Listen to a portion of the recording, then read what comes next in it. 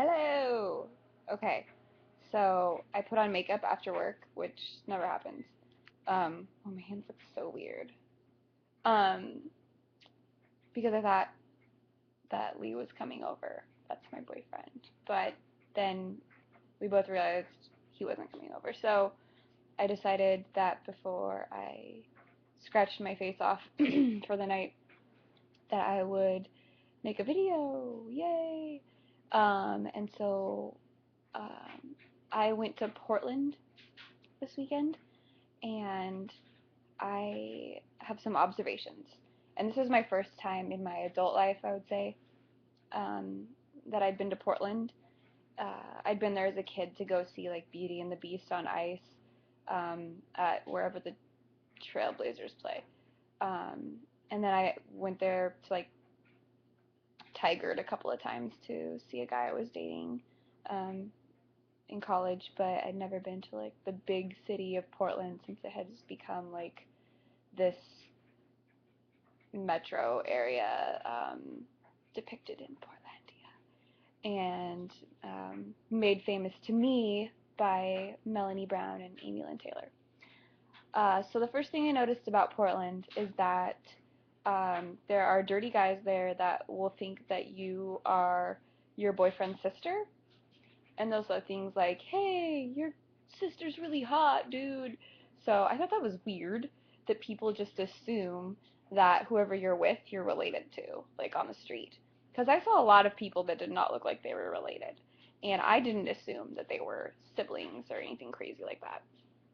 Um, Also, I noticed that you can wear anything you want, um, and there's no judgment whatsoever.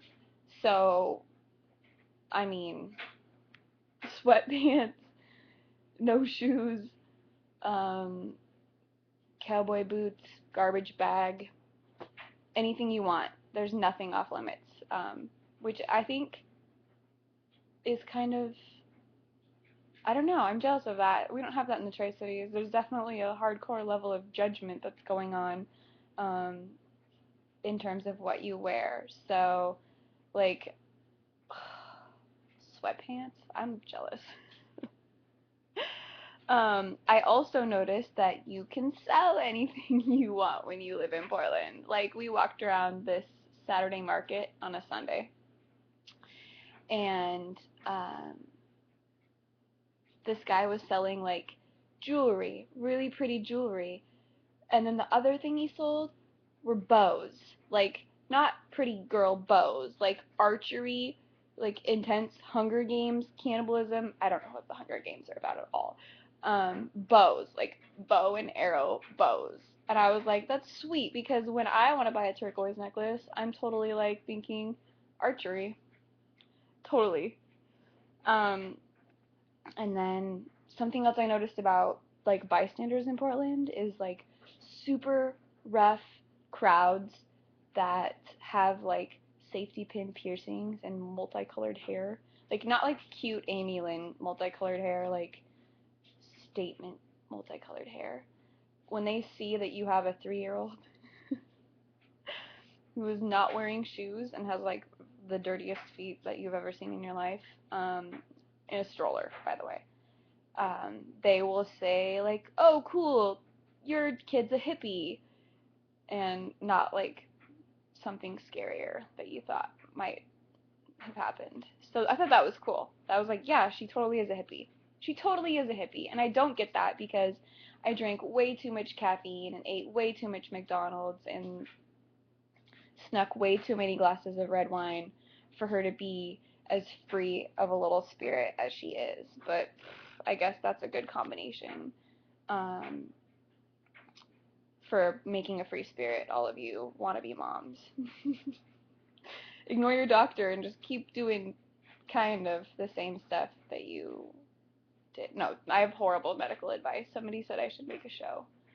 I might, but I should probably get like a lawyer and a disclaimer or something. But um, the overarching theme that I noticed while being in downtown Portland was that the future of food service and therapy is kind of intertwined, because everybody talks about how awesome the food carts are, and like how great, like, quality food it is, but like nobody told me about the mental abuse that occurs from these streetcar vendors.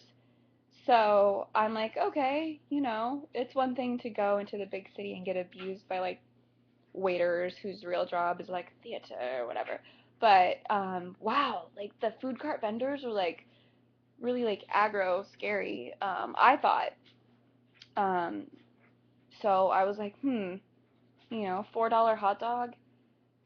Like, yeah, it was really tasty, but like that guy scared the crap out of me. So yeah, all in all, that was my like 12-hour Portland experience, in a nutshell.